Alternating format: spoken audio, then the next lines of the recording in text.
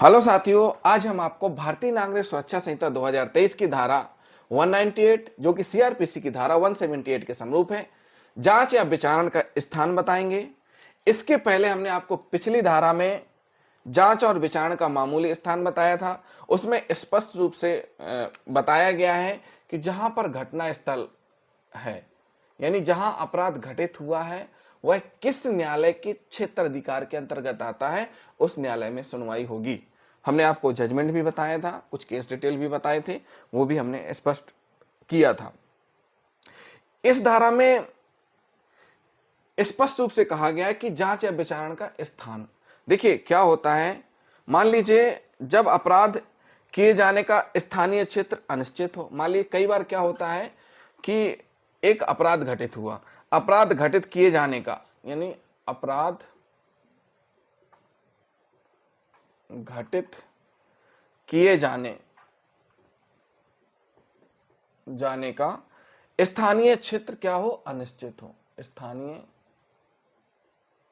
क्षेत्र अनिश्चित हो। दूसरी कंडीशन, एक अपराध अंशतः एक स्थानीय क्षेत्र तथा अंशतः किसी दूसरे स्थानीय क्षेत्र में किया गया हो। देखिए दूसरा पॉइंट है कि मान लीजिए जब अपराध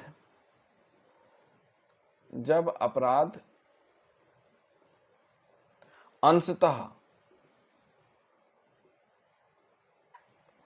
एक स्थानीय क्षेत्र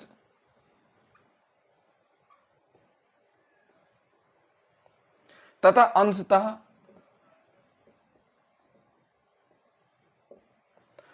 दूसरे स्थानीय क्षेत्र में किया गया हो। कहां किया गया हो, दूसरे स्थानीय क्षेत्र में किया गया हो। नंबर तीसरा, जब अपराध निरंतर चालू हो। क्या हो, निरंतर चालू हो। नंबर चौथा, जब अपराध का निर्माण विभिन्न स्थानीय क्षेत्रों में किए गए अनेक कार्यों से होता है। जब अपराध का निर्माण विभिन्न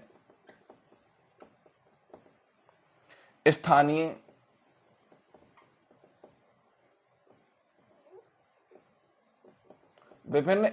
क्षेत्रों में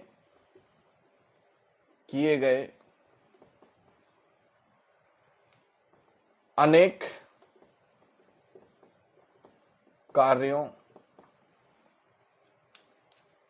से होता है। देखिए चार कैटेगरी होती है अपराध के बारे में। देखिए अपराध, पहली कंडीशन, अपराध घटित किए जाने का स्थानीय क्षेत्र जब अनिश्चित हो, मतलब जांच या विचारण का स्थान कौन सा होगा, जब अपराध घटित किए जाने का स्थानीय क्षेत्र अनिश्चित हो, जब अपराध अंशतः एक स्थानीय क्षेत्र तथा अंशतः दूसरे स्थानीय क्षेत्र में घटित हुआ हो, तब क्या होगा, उस स्थिति में क्या होगा। और तीसरी कंडीशन, अपराध निरंतर चालू रहने वाला हो, जब अपराध का निर्माण विभिन्न स्थानीय क्षेत्रों में किए गए अनेक कार्यों से होता हो, तो इस स्थिति में क्या होगा। तो साथियों पहली कंडीशन हम पढ़ेंगे। क्या पढ़ेंगे, पहली कंडीशन। तो इसमें स्पष्ट किया गया कि इस तरह की स्थिति में अपराध की जांच या विचारण ऐसे स्थानीय क्षेत्रों में से किसी पर अधिकारता रखने वाले न्यायालय द्वारा किया जा सकता है। मतलब मध्य प्रदेश राज्य बनाम केपी घिया के मामले में एक केस है। अब देखिए हम पढ़ रहे हैं पहला, जब अपराध घटित किए जाने का स्थानीय क्षेत्र क्या हो, अनिश्चित हो। इसमें जजमेंट है मध्य प्रदेश बनाम केपी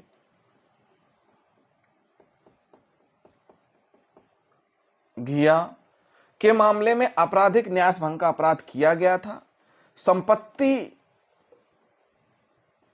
ए नामक स्थान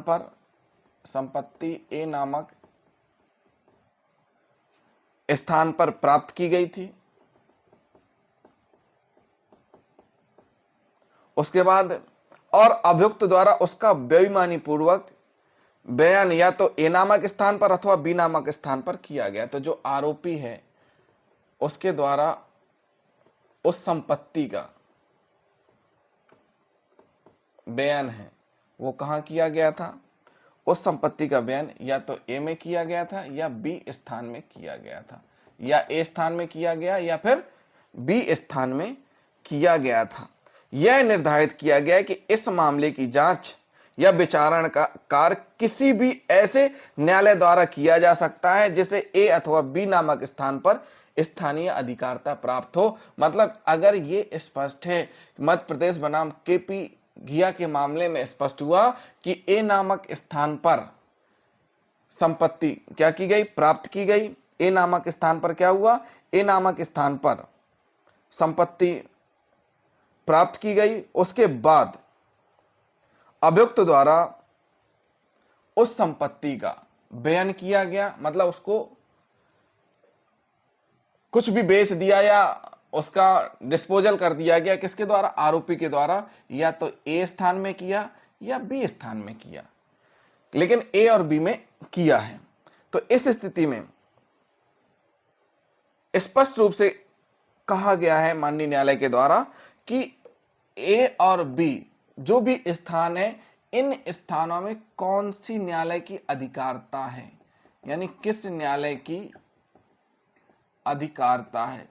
जिस भी न्यायालय की अधिकारता होगी, तो चाहे ए वाला घटना स्थल मान लीजिए सी न्यायालय के पास है और बी वाला डी के पास है, तो सी भी सुनवाई कर सकती है और डी भी सुनवाई कर सकते हैं। तो साथियों, पहला पॉइंट स्पष्ट हो गया होगा कि अपराध घटित किए जाने का स्थानीय क्षेत्र कैसा हो, अनिश्चित हो, तब उस स्थिति में क्या होगा, ये हमने आपको स्पष्ट कर दिया।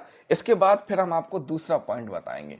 दूसरे पॉइंट में क्या कहा है कि जब अपराध अंशतः, मतलब जब अपराध क्या हो, अंशतः एक स्थानीय क्षेत्र तथा दूसरे स्थानीय क्षेत्र में घटित हो। इसमें क्या है, इस तरह की स्थिति में अपराध की जांच। अब हम पढ़ेंगे दूसरा पॉइंट, ये वाला पॉइंट, इस पर हम चर्चा करेंगे। इसमें कहा गया है कि इस तरह की स्थिति में, मतलब जब अपराध अंशतः एक स्थान पर हो, अंशतः दूसरे स्थान पर हो, इस तरह की स्थिति में भी अपराध की जांच या विचारण ऐसे स्थानीय क्षेत्र में से किसी पर अधिकारता रखने वाले न्यायालय द्वारा किया जा सकता है। एक केस का उदाहरण लेते हैं, मंगलदास बनाम महाराष्ट्र राज्य। मंगलदास बनाम महाराष्ट्र राज्य के मामले में अब निर्धारित किया गया कि यदि किसी अपराध को एक न्यायालय की स्थानीय अधिकारता के भीतर प्रारंभ किया जाता है और उसे दूसरे किसी न्यायालय की स्थानीय अधिकारता में पूरा किया जाता है, तो ऐसे अपराध का विचारण इन दोनों में से किसी न्यायालय द्वारा किया जाएगा। जैसे मान लीजिए अपराध घटित हुआ ए न्यायालय के स्थान से और वो कहां तक चलता रहा, बी न्यायालय में आकर के अपराध पूरा हो गया। क्या हुआ, बी न्यायालय में अपराध पूरा हो गया। तो ऐसी स्थिति में ए न्यायालय भी क्या कर सकता है, सुनवाई कर सकता है, और बी न्यायालय के द्वारा भी सुनवाई की जा सकती है। तो साथियों, हमने आपको दूसरा बता दिया कि जब अपराध अंशतः, मतलब एक स्थान से स्टार्ट हुआ हो, दूसरे स्थान पर प्रारंभ हुआ हो। साथियों, ये हमने आपको घटना स्थल की स्थिति के बारे में बताया। अपराध क्या होता है सभी को पता है, विधि द्वारा निषिद्ध कार्य करना, जिसे कानून में दंडनीय बनाया गया है, जिससे मौलिक अधिकार का हनन होता है। इस प्रकार का कोई कृत्य जिसे विधि निषेध करती कोई करता है, जिससे क्षति होती है, तो वह अपराध कहलाता है। तो अगर किसी व्यक्ति द्वारा अपराध किया जाता है तो सबसे पहले क्या होगा, पुलिस एफआईआर करेगी, उस पर इन्वेस्टिगेशन करेगी। अब वो जो अपराध है, ए से बी दो घटना स्थल हो रहे हैं, तो इस स्थिति में क्या करेंगे, या तो यहां भी हो सकता है या तो यहां पर भी हो सकता है। अगर मान लीजिए प्रारंभिक वाले पुलिस स्टेशन में अपराध की कायमी हो गई, तो प्रारंभिक वाला इन्वेस्टिगेशन करके अपने न्यायालय में प्रस्तुत कर सकता है। अगर यहां पर एफआईआर रजिस्टर्ड हो गई है तो यहां वाले स्थानीय अधिकारता में भी पेश किया जा सकता है। अब साथियों, हम पढ़ेंगे अपराध निरंतर चालू रहता, उस स्थिति में क्या होगा, ये भी जानना बहुत महत्वपूर्ण है। साथियों, जिन साथियों ने अभी तक हमारे चैनल को सब्सक्राइब नहीं किया है, हमारे चैनल को जरूर सब्सक्राइब कर लें और वीडियो को लास्ट तक जरूर देखें। अगर कोई बात समझ में नहीं आती है तो आप हमें कमेंट करके बता सकते हैं, या कोई नई राय देना चाहते हैं वो भी हमें कमेंट करके बता सकते हैं, हम उस पर जरूर सुधार करेंगे। साथियों, अपराध निरंतर चालू रहना मतलब अपराध चालू रहने वाला हो और एक से अधिक स्थानीय क्षेत्रों में चालू रहता है। इस स्थिति में क्या होगा? इस तरह की स्थिति में अपराध की जांच या विचारण ऐसे स्थानीय क्षेत्र में से किसी पर अधिकारता रखने वाले न्यायालय द्वारा किया जा सकता है। वैध पासपोर्ट के बिना यात्रा करना, किसी अपराध का संयंत्र करना और अपहरण चालू रहने वाले अपराध हैं, जबकि विधिपूर्ण संरक्षकता से व्यापरण करना चालू रहने वाला अपराध नहीं है। मतलब इसमें कुछ अपराध बताए गए हैं कि कौन कौन से ऐसे अपराध हैं जो निरंतर चालू रहने वाले हैं। जैसे पहला अपराध है वैध पासपोर्ट के बिना यात्रा करना। ये क्या है? निरंतर चालू रहने वाला अपराध है। किसी अपराध का षड्यंत्र करना,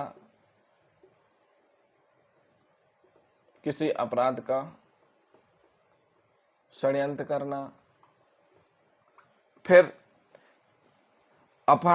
अपहरण भी एक प्रकार से चालू रहने वाला अपराध है।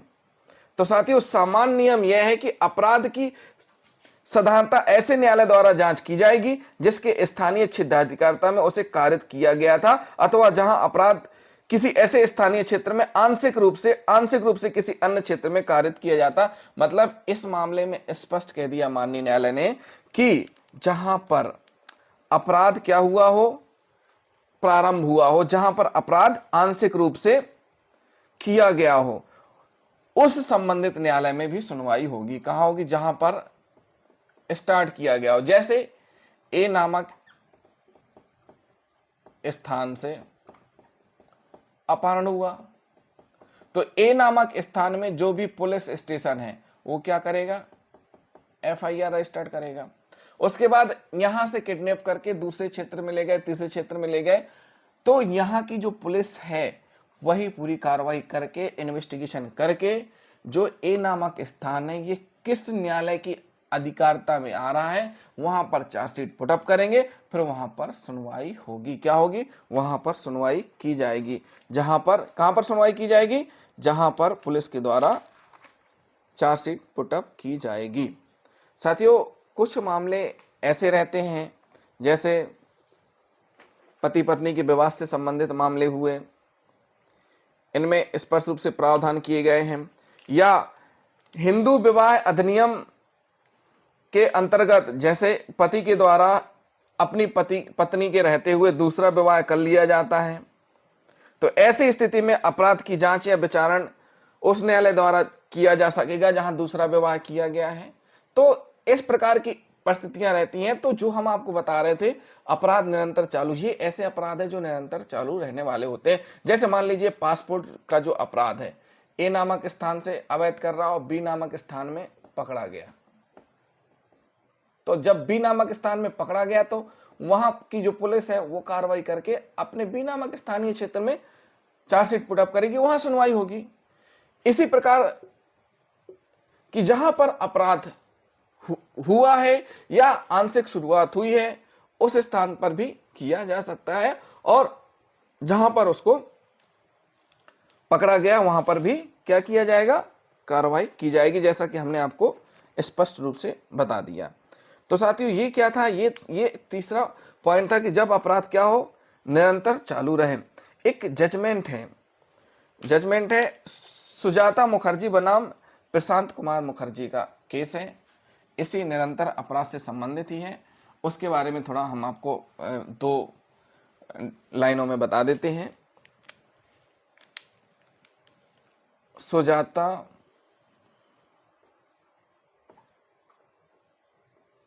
मुखर्जी बनाम प्रशांत कुमार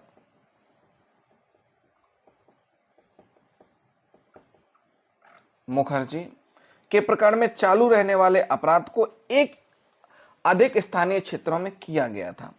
पत्नी ने इस मामले में पत्नी ने आईपीसी की धारा 498A, 506 और 323 के अंतर्गत अपने पति, सास, ससुर, अपने पति, सास, ससुर, दो नंदों के खिलाफ परिवाद किया था। क्या किया था? परिवाद किया था। उसके द्वारा ससुराल गृह में दहेज की मांग, दुर्व्यवहार, अपमान, तिरस्कार और जिल्लत का अभिकथन किया गया था। पति के विरुद्ध अभिकथन किया गया था कि वह उसके माता पिता के घर पर गया था, वहां पर उसने उस पर हमला कर दिया। यह अब निर्धारित किया गया कि इस धारा का जो खंड सी है, अपराध निरंतर चालू रहने वाला, यहां आकर्षित हो रहा है। उसके माता पिता के स्थान वाले मजिस्ट्रेट को भी परिवाद ग्रहण करने की अधिकारता प्राप्त है। यानी स्पष्ट रूप से इसमें कहा गया कि देखिए, पति के विरुद्ध अभिकथन हुआ था कि उसके माता पिता के घर पर गया था।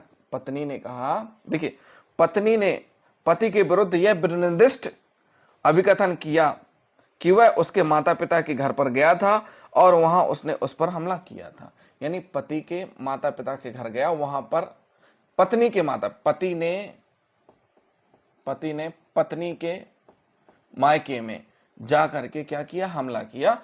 तो माननीय न्यायालय ने कहा कि जहां पर पत्नी के माता पिता रहते हैं, उस अधिकारता वाले क्षेत्राधिकार के अंतर्गत सुनवाई की जाएगी। क्या की जाएगी? सुनवाई की जाएगी। तो साथियों, ये डिसाइड हुआ था सुजाता मुखर्जी के केस में। इस प्रकार हरबंस लाल बनाम हरियाणा राज्य के प्रकरण में अपीलकर्ता अन्य अभियुक्तों के विरुद्ध मुख्य अभियोग लगाया गया कि उनके मध्य हुए षड्यंत्र के अनुसरण में तस्करी का सोना पाकिस्तान से हरियाणा राज्य के बहादुरगढ़ नामक स्थान पर लाया गया था। साथियों, एक दूसरा जजमेंट है, वो भी हम आपको बता देते हैं। ये केस जो है वो हम इसलिए बताते ताकि और अच्छे से क्या हो सके? क्लियर हो सके।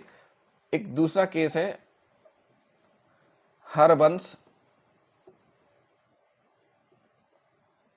हरबंस लाल बनाम हरियाणा राज्य। इसमें क्या हुआ था? इसमें हुआ था कि जो अभियुक्त हैं, अभियुक्तों के विरुद्ध मुख्य अभियोग लगाया गया था कि उनके मध्य हुए षड्यंत्र के अनुसरण में तस्करी का सोना है, कहां से आया था? पाकिस्तान। तस्करी का सोना पाकिस्तान से हरियाणा राज्य के बहादुरगढ़ नामक स्थान पर आया था। कहां पर?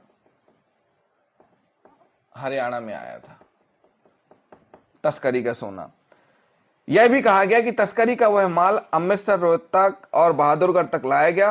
प्रथम दृष्टया यह भी ज्ञात हुआ कि वह माल अंबाला होकर भी गुजरा था, अतः अंबाला के न्यायालय को उस अपराध के विचारण की अधिकारता थी, क्योंकि तस्करी का माल ले जाना भी एक अपराध है। यदि अपीलकर्ता के अंबाला के न्यायालय में मामले के विचारण से कोई असम्यक असुविधा अथवा प्रतिकूलता होती है तो वह उसके अंतरण के लिए समुचित फोरम के पास जा सकता है। मतलब ये हुआ कि ये जो तस्करी वाला सोना है, ये अंबाला होते हुए भी कहाँ जा रहा था? हरियाणा। तो ये अंबाला में पकड़ लिया गया, तो अंबाला में भी कार्रवाई हो सकती है। स्थानीय अधिकारता है न्यायालय को। क्यों? क्योंकि ये निरंतर जारी रहने वाला अपराध है। इसमें अगर जो अभियुक्त है, अगर उसको असुविधा हो रही तो उसके लिए अलग प्रावधान है, उसके लिए वो अलग से क्या कर सकते हैं? आवेदन कर सकते हैं। अलग से जो विधिक प्रावधान है उनके अनुसार वहां जा सकते हैं। उसके बाद चौथा है, अपराध का निर्माण विभिन्न स्थानीय क्षेत्रों में से किए गए कार्यों से मिलकर होता है। इसका मतलब क्या है? इसका मतलब है कि इस तरह की स्थिति में भी अपराध की जांच या विचारण ऐसे स्थानीय क्षेत्रों में से किसी पर अधिकारता रखने वाले न्यायालय द्वारा किया जा सकता है। जैसे केस का नाम है सामजी बनाम एम्परर के मामले में एक कूटकृत रसीद का निर्माण। किसका निर्माण? कूटकृत रसीद का निर्माण हुआ। कहां पर हुआ? ए नामक स्थान पर। उसे प्रयोग में लाने के लिए बी नामक स्थान पर भेजा गया। प्रयोग कहां हुआ? बी नामक स्थान में।